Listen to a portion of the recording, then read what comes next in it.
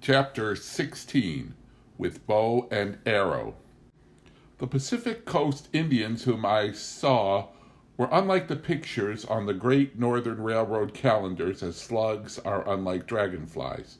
True, most of the Indians I knew were breeds, but the few full-bloods I saw certainly did not lift me to any pinnacle of artistic ecstasy. The West Coast Indian is squat, bow-legged, swarthy, flat-faced, broad-nosed, dirty, diseased, ignorant, and tricky. There were a few exceptions among the many we knew. Among the exceptions were the Swenson brothers, Clam-Face, Crowbar, and Geoduck. They were Bob's good friends. I couldn't count them as mine, for they had no use for women and were unable to understand Bob's attitude toward me. Bob was such a fine hunter, such a crack shot, so lean and strong and manly, yet when I, merely his wife, asked for some wood instead of staring, "Aw, shut up, old lady," or letting me have a well-deserved left to the chin, he docilely obliged. They were openly disgusted with Bob much of the time. They knocked their wives down for exercise and would no more have considered performing such unmanly tasks as chopping wood or carrying water than they would have entertained the idea of helping with the washing. They brought Bob venison, hundreds of pounds of it, clams, crabs, oysters, pheasant, quail, salmon, and whiskey. They sometimes brought Bob unexplained hindquarters of lamb or veal, and that second summer they appeared one evening at dinner with an apple box full of smoked salmon bellies. They stamped into the kitchen and plunked the box down in the middle of the floor. Then Geoduck, with filthy hands, lifted out one of the smoked salmon and carefully cut off a strip for Bob to try. There were times when I had been irritated by their treating me with less consideration than they did Bob, but this was not one of them. I had read of Indians preferring rotten salmon, and although I was reasonably sure that Clam-Face, Geoduck, and Crowbar were more civilized than that, still the dirt on the hand that was fondling the salmon was of at least a week's vintage, and God alone knew who had handled the fish during the catching, cleaning, and smoking. I grinned hatefully at Bob, as with distended nostrils and curled lips he put the salmon in his mouth. With the first chew, however, the distaste left his face. Of his own volition, he went over and cut himself another strip, and then cut one for me, and insisted that I eat it right then. If that salmon had originally been rotten, then all I can say is all of us Indians prefer rotten salmon. It was delicious, but I realized with sinking heart that smoking salmon bellies would be added to my canning duties, and in order to learn, I would probably have to spend at least a couple of days in Clam-Face's or his brother's wigwams, or wherever they lived. We met the Swenson brothers about a week or so after we moved to the ranch, and as I watched Bob's friendship with them and with other Indians grow, I realized why it is so much easier for a man to adjust himself to new surroundings and people than for a woman. Men are so much less demanding in friendship. A woman wants her friends to be perfect. She sets a pattern, usually a reasonable facsimile of herself, lays a friend out on this pattern, and worries and prods at any little qualities which do not coincide with her own image. She simply won't be bothered with anything less than 90% congruity and will accept the 90% only if the other 10% is shaping up nicely and promises accurate conformity within a short time. Friends with glaring lumps or unsmoothable rough places are cast off like ill-fitting garments, and even if this means that the woman has no friends at all, she seems happier than with some imperfect being for whom she would have to make allowances. A man has a friend, period. He acquires this particular friend because they both like to hunt ducks. The fact that the friend discourses entirely in four-letter words, very seldom washes, chews tobacco, and spits at random, is drunk a good deal of the time and hates women, in no way affects the friendship. If a man notices these flaws in the perfection of his friend, he notices them casually as he does his friend's height, the color of his eyes, the width of his shoulders. And the friendship continues. at an even temperature for years and years and years. One summer evening, when Bob was at a garage meeting and I felt safe and unafraid because it was daylight at 8 o'clock, Geoduck and a friend of his drove into the yard and shouted rudely for Bob. I was packing eggs and had the egg scale in boxes stacked around me in convenient but confining order, so I shouted back just as rudely, "Bob's not here! He's gone to the Grange meeting," whereupon, to my great surprise, Geoduck and his friend opened the back door and came staggering into the kitchen. They were both very drunk. The friend was an unpleasant little character with a flat nose, small, very crossed eyes, greasy overalls clinging uncertainly to his pelvic bones, and a low forehead, across which ran a jagged scar welted high with proud flesh. "You alone here, eh?" he asked, leering formidably and rocking on his heels. I looked fiercely at Geoduck, who heretofore had treated me very indifferently, but never with hostility. "Geoduck," I said sternly, "Bob has gone to the Grange meeting and won't be home until after 10. I waited, but neither Geoduck nor his friend made a move to go. Geoduck looked insolently around the kitchen. "Got this joint fixed up pretty good," he said. I said, "You had better leave, Geoduck, now." The friend said, "Maybe we ain't ready to go. Eh, Geoduck?" He looked at me with one eye and at Geoduck with the other. I too looked at Geoduck with what I hoped was a pleading expression, but his braggadocio had collapsed, and he was smiling foolishly, his eyes glassy. "How about fixing us a little something to eat?" said friend, lurching toward me and knocking against the egg crate so that the delicate scale fell to the floor. My hands were shaking so I could barely set it up again. Through my mind ran glaring headlines. "Lonely farm scene of tragedy. Farmer's young wife raped and beaten." "Geoduck," I said, my voice trembling, "take this man and get out of here." Geoduck laughed a silly giggle. The drunken friend lurched toward the door of the bedroom where the baby was asleep. That galvanized me to action. I jumped to my feet, knocking over a stack of empty egg crates and a bowl of eggs, ran over to the closet where Bob kept his gun, opened the door and grabbed the first gun I saw, grabbed the barrel in Fred's stomach, and croaked, "Leave now, or she'll oot!" Either she'll oot means something in Indian or Geoduck was afraid of the gun, for he seemed to awaken and said, "Oh, come on, Pearl, let's get out of here." They left then, driving through my perennial bed and the unopened rustic gate, and I returned to my egg packing, which eventually soothed my nerves, but cracked a good many eggs. When Bob returned at a little after 10, I indignantly recounted the experience. Bob didn't act at all alarmed. In fact, he shouted with glee when I dramatically described Geoduck's youthful friend and told him his name was Pearl. "Pearl," he said, wiping his eyes. "What a wonderful name for a desperado." I said fiercely, "Bob, you tell Geoduck that he has to apologize to me or he can never come up here again." Bob said, "Oh, Betty, he didn't mean any harm. Probably just drunk enough so that he was willing to forget you're a woman and be friendly." Geoduck was Bob's friend, period. Just a week later, Geoduck and Clamface and Crowbar drove up one morning to invite Bob and me to an Indian picnic. I suppose it was in the nature of a peace offering, and such a rare gesture from an Indian to a woman that I had to accept. After they had left, Bob said, "I think the Swensons feel that if you go to an Indian gathering and they all get to know you, they won't bother you anymore." I said tartly, "Do you mean that to know her is to love her?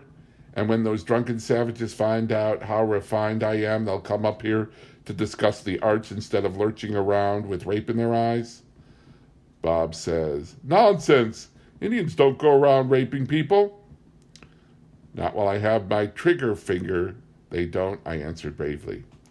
The next Sunday morning was the last day of August. It was still and hot and hazy, a wonderful day for a beach picnic, even with Indians. At about 11 o'clock, Geoduck and Clamface came to get us.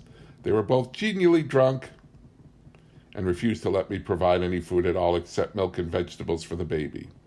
With more than a few misgivings on my part, we were hastily stowed in the back of their car and taken hurtling down the mountains to Docktown Bay. Here we gathered about 20 families of Indians and part Indians. The women were on the beach setting tables made of planks stretched between different logs, boiling crabs of which were 5 gunny sacks, steaming clams in a wash boiler, and carrying platters of fried chicken, bowls of potato salad, and loaves of new bread from the backs of their cars to the beach. Indian girls 10 years old and younger were playing on the beach and minding their babies. The little Indian boys were out in boats fishing and catching crabs, and the rest of the gathering, including all girls over 10, were sprawled around the cars, drinking moonshine out of gallon jugs, which they held with one finger and crooked in their arms, or homebrew. The water was placidly retreating under a curtain of mist. The tide flats steamed in the hot sun. The little island was partly obscured by the mist, but from its steep banks echoed the happy cries of small explorers, and over all floated the delicious smells of seaweed, clams, and driftwood smoke. There were no buckskin dresses or feather headdresses, and from a distance it could have been anyone's picnic. The women were dressed in house dresses and sweaters, mostly maroon, reddish cotton stockings, run-over shoes, and eye shades. All of them wore eye shades, and whether this denoted a racial eye weakness or a weekend special at the Crossroads store, I did not learn. The children wore bathing suits, and their small brown bodies could have been those of any sun-baked children. It was in the area around the parked cars where the scene was pure, unadulterated Indian, and I was anxious to get away from there and down to the beach. I gathered up my baby, the robe, the diety bag, but before I could escape, I had to be introduced by Geodruk to some of his friends. The first was a young couple, the girl small and thin, about 19 years old, the boy lank-haired and doltish. The girl said as we shook hands, "I had Siamese twins joined at the breastbone, and they are pickled in a jar and on exhibition in New York." I said, "How nice." She said, "And see Eugene here." She yanked her husband forward. "Looky." She snapped his head back and pulled open his mouth. "Looky, no teeth. Want to see where they went?" Of course I did.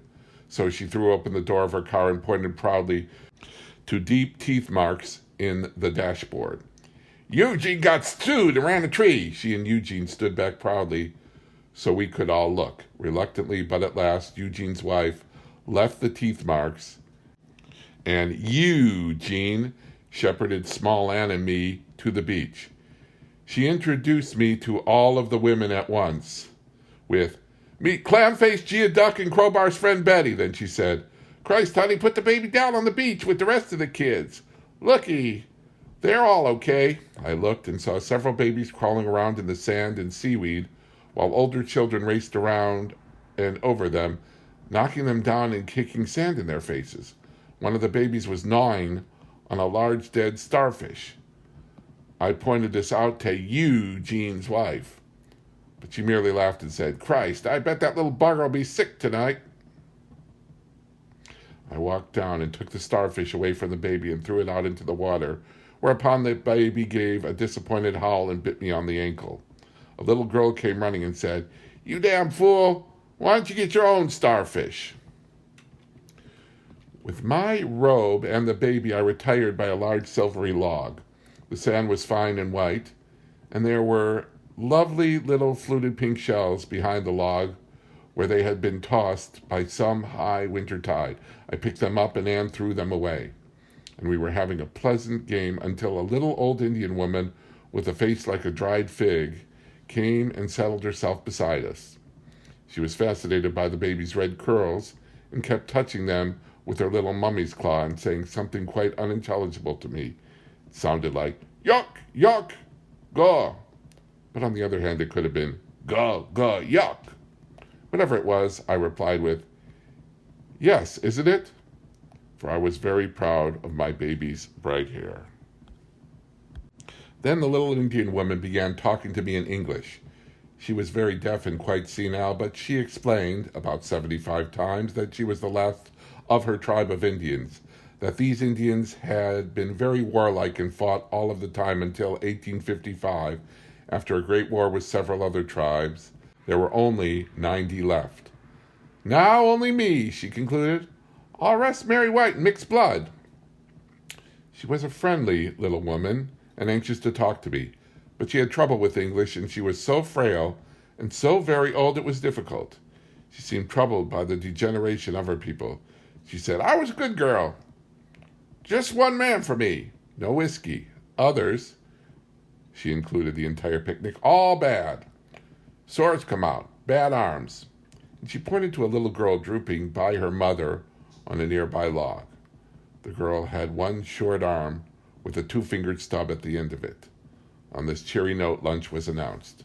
I was careful to eat only the clams and crabs, which I had watched a clean woman with sound limbs lift from boiling water. Bob sat beside me and ate heartily of everything. These were his friends. The Indian men came down from cars and sprawled around on logs, and their wives brought them food. They were all quite drunk, but still jovial. They cheered at Bob's cleaning and cracking a crab for me. After lunch, everyone stretched out in the sun and slept, and no attempt was made to clean up the ankle-deep mess of crab shells, clam shells, chicken bones, paper plates, paper cups, and other debris. About 2:30, there was a more or less general awakening and more eating and drinking. Then the men went back to the cars, and the women put away the uneaten food in hampers and baskets. As the afternoon progressed into the evening, the men became drunker and more noisy and quarrelsome. There were 2 or 3 fights, and a few wives were clouted soundly for attempting to interfere. About 6 o'clock, the beach fires were built up high, and the children who had been in the water the entire day were rounded up and brought to the fire to dry out. About 7, a feeling of apprehension seemed to permeate the women's group on the beach, and moves were made to round up the recalcitrant husbands, sons, and daughters. One woman tried to take a jug from her 15-year-old son. Come on, give me that dirty stuff, she whined. You get bad like your old man. She clawed for the jug, but the boy held it just out of her reach. Finally, in exasperation, he said, go on, old lady. Get back to the dishes. And placing his open hand in her face, he pushed. She sat down hard in the middle of the road, and her husband, who was sitting on the running board of a car just behind the boy, laughed until the tears ran down his cheeks. One woman pulled her daughter, about 12 years old, from under a car and out of the arms of quite an old man. She pulled the girl to her feet by the hair, and still holding the hank of hair, turned her face from side to side and slapped her cheeks hard. The girl was so drunk she merely giggled and swayed back and forth, and finally, in exasperation, the mother tossed her in the back of the car where the girl cuddled down and went to sleep. The old Indian from whom she had been separated lay under the car, eyes closed, his jug clutched to his chest. I tried to locate Bob, Clamface, Crowbar, or Geoduck, but I was told they had all gone down to the beach to do some target shooting. It was growing dark when they finally returned, and we left, our party now including the little old lady who was the last of her tribe, the mother of the starfish eater, someone's husband who had passed out on the floor, and 2 wives whose husbands had driven drunkenly off without them. Geoduck drove home with one wheel part way up the bank on the wrong side of the road. I complained, but he explained profanely and thickly that it helped him guide the car. Knowing that on the road up to our ranch, this bank was replaced by a sheer drop from 10 to 500 feet, I begged Bob to let me walk. Bob said, "Don't worry, honey. Geoduck's a fine driver, aren't you, boy?" When we arrived home at long last, Maxwell Jefferson, the moonshiner who had volunteered to do the chores for us, had fed the chickens and animals, had gathered the eggs, had a fire in the stove and coffee in the pot. He carried the baby into the house for me, then somehow he removed Bob from the car and sent the others home. While I put the baby to bed, I can hear him giving Bob a talk on the unreasonableness of a law which puts sober, God-fearing man in jail for making whiskey, but never does nothing to the goddamn fools who drink it. The next day I washed all our clothes in Lysol and resolved never again to enter into any form of Indian social life. Sharkey, the old Indian who lived in Docktown Bay and who gave me my first geoduck, drove up one day to get Bob to help load a ship. They were shy of longshoremen. The stuff they were loading was perishable, and the company was combing the mountains for help. Bob left me the chores and went off with Sharkey, and when he returned he had another bosom Indian friend. Sharkey was over 6 feet tall and was built on the same general plan as a bulldozer.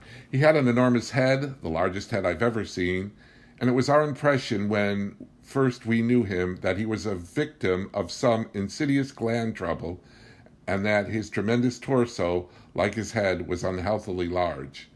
That was not the case, Bob learned on that longshoring venture. The first cargo to be loaded was sides of beef. A stout plank had been laid from the wharf to the freighter's deck, and Bob and an equally husky longshoreman shouldered a side of beef between them and, with much grunting and maneuvering, walked over the plank to the ship down to wherever they stored the beef. Coming back for the next load, they were amazed to see Sharkey with a side of beef on each shoulder start across the plank. Just as he reached the middle, the plank broke, and he and the beef dropped to the water some 12 feet below. Bob fished him out, but Sharkey was so incensed at the company's stupidity in providing such a weak gangplank that he quit then and there and spent the remainder of the day fishing for flounder from the end of the wharf. The boss pleaded with him to come back since he did the work of 2 strong men, but Sharkey wouldn't even look up. From that day on, he and Bob spent many happy hours trolling for salmon, but Sharkey never again would load a ship for anyone. The Swensons and Sharkey I didn't mind, but I didn't like the other Indians.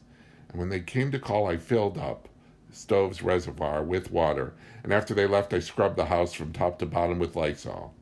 Bertie Hicks, the second, Bob called me. I didn't care. Little red brothers or not, I didn't like Indians, and the more I saw of them, the more I thought what an excellent thing it was to take the beautiful country away from them. They'd come a long way from Hiawatha.